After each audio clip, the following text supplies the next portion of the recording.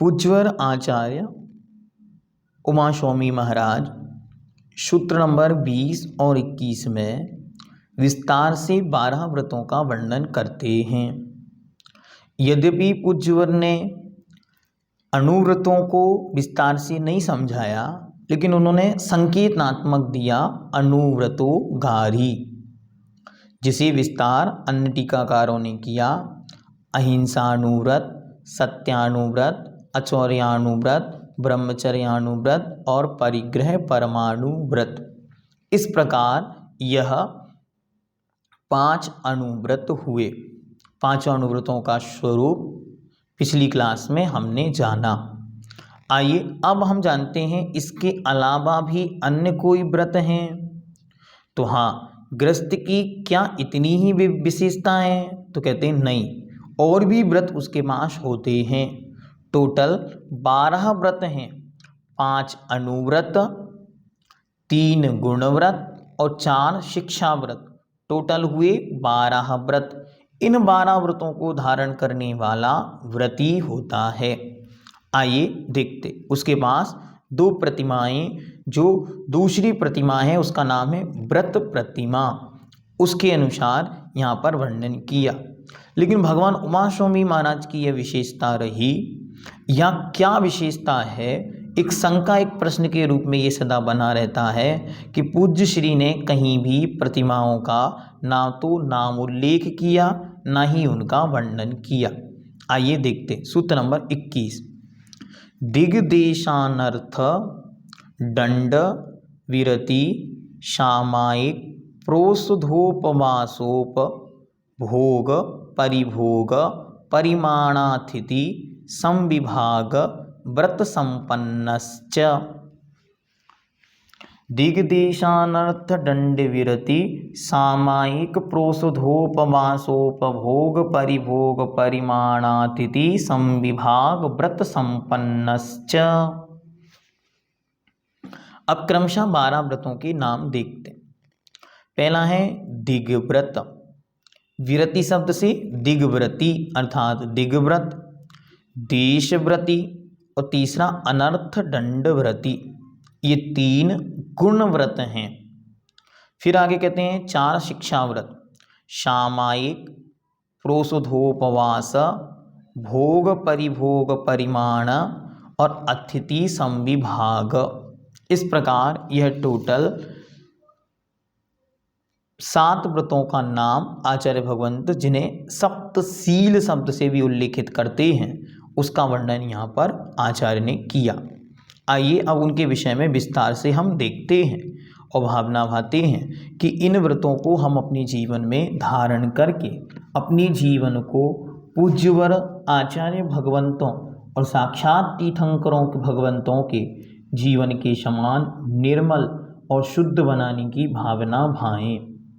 सबसे पहले 5 अनुव्रत, जो अनुरूप में हैं, सूक्ष्म रूप में 5 पापों का त्याग करके, और स्थूल रूप में यदि वह पाप होता है तो उसका त्याग करते हैं, और सूक्ष्म सूक्ष्म जो हिंसाएं हैं, झूठ है, चोरी है, कुशील है या परिग्रह है, उससे अभी वे अविरत हैं, बचे हुए हैं, इसलिए उनके अनुव्रत होते हैं।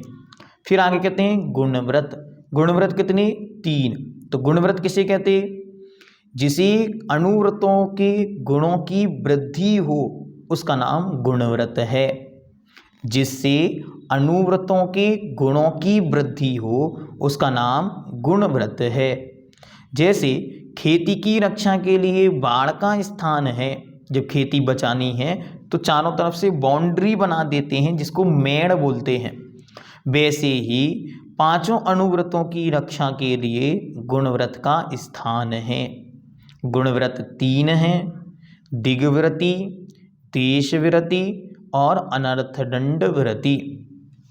दिग्व्रत, सबसे पहले दिग शब्द का अर्थ है दिशा।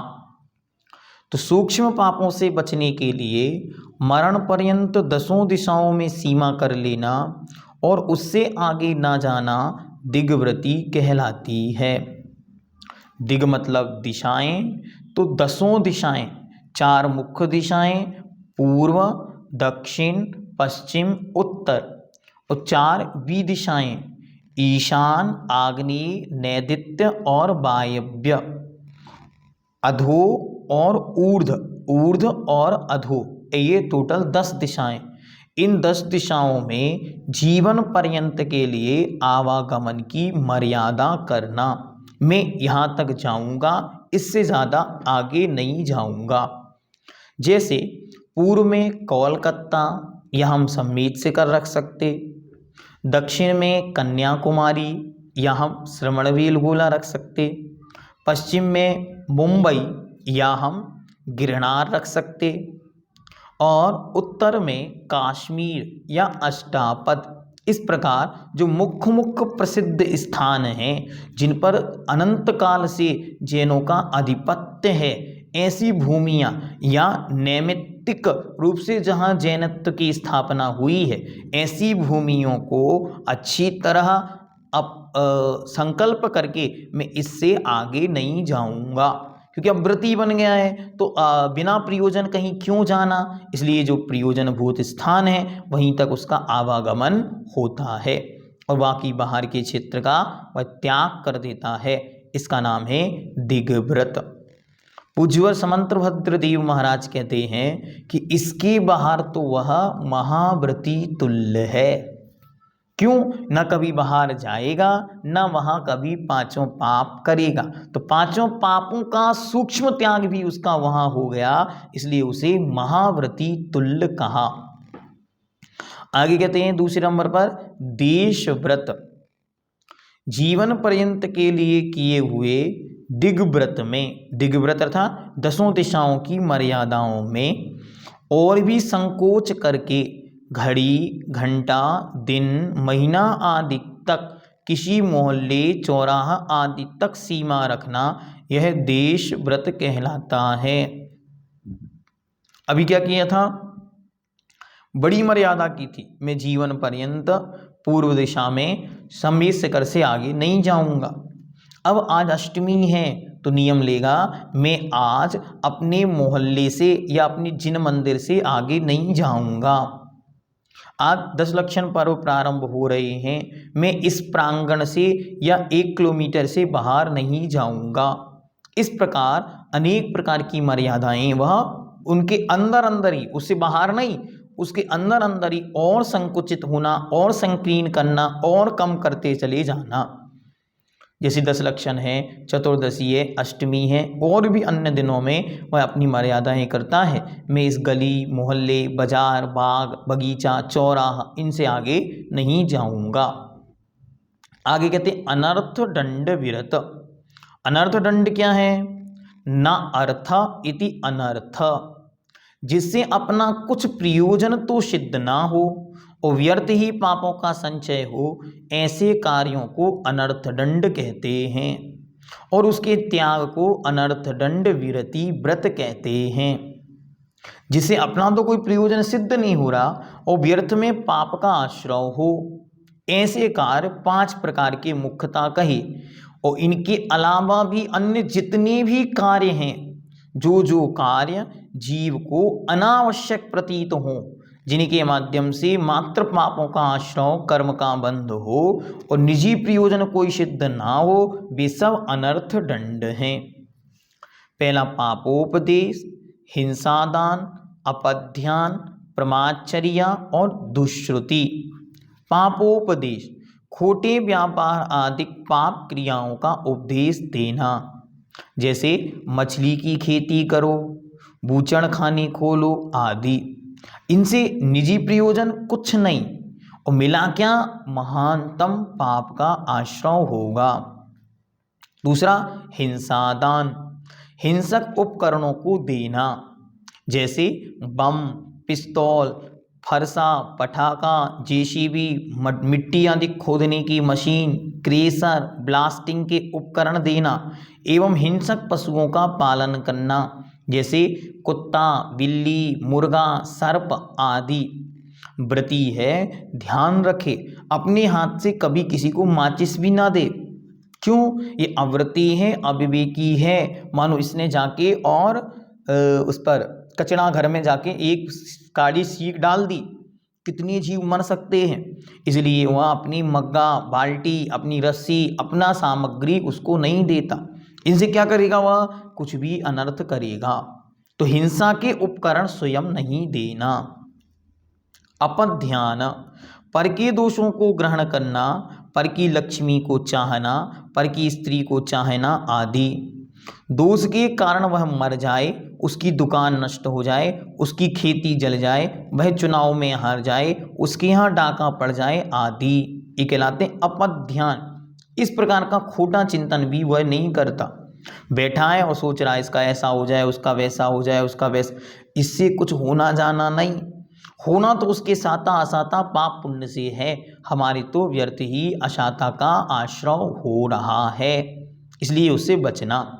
प्रमादचर्या, बिना प्रयोजन की जमीन खोदना, जल फेंकना, अग्नि जलाना, हवा करना, वनस्पति तोड़ना, यहाँ वहाँ घूम रहे हैं, घास पर चल रहे हैं, पत्ती तोड़ रहे हैं, फूल तोड़ रहे हैं, या यहाँ से मिट्टी खोदना, व्यर्थ ही घूमना और घुमाना, चलो चलो व्यर्थ में ही यूं टहलना या दूसरों को घुमाना।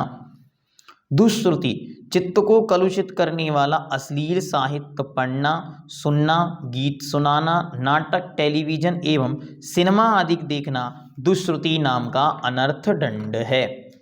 इस प्रकार यह पांच प्रकार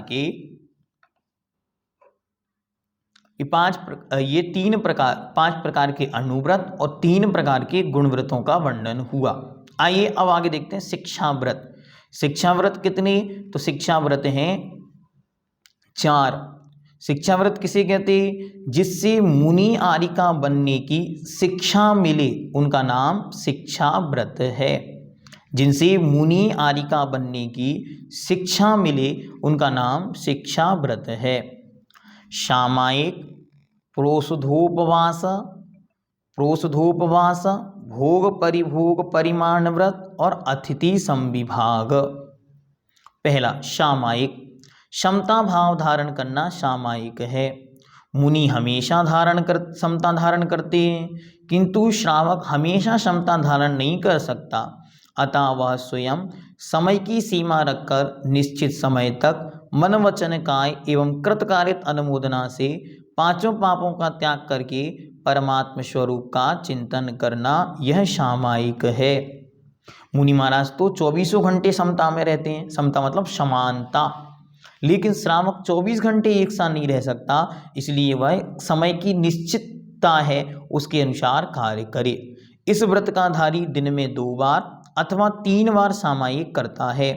वह सामायिक कम से कम 1 घड़ी अर्थात 24 मिनट तक करेगा और अन्य प्रकार से 48 मिनट और उससे अधिक करेगा।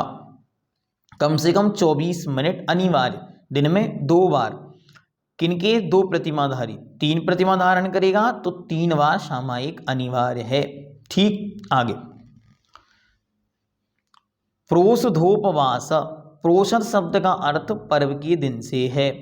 पर्व के दिन अर्थात अष्टमी चतुर्दशी के दिन उपवास करना प्रोषधोपवास कहलाता है।